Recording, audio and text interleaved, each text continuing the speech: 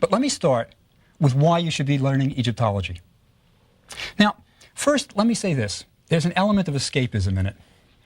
Egypt is a wonderful place to go when you're tired of the real world, when things get too busy, when things are too hectic.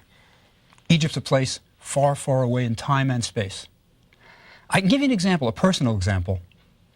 About 3 years ago now, I had the schedule from hell. I was teaching 5 different courses at 3 different campuses, and it was just crazy. Sometimes I literally didn't know where I was going. I was in the car now. Which course am I teaching now? Where am I going? And to keep my sanity, in the afternoons, when I would get back to my office, I would go to my office, and for a half hour, I would just draw hieroglyphs. I would draw a line of birds, or a line of snakes, or a line of feet. And it was a great escape, and it helped. So there's a kind of psychological reason, I think, why people study Egypt. I mean, I find it in my students at the university. I'll often ask a kid who's an accounting major, I'll say, why are you taking Egyptology? And very often the kid will say, you know, I take loads of accounting courses, loads of economics.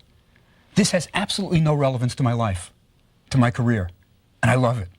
So there's a kind of psychological reason for doing it. So I think you'll enjoy it for that reason.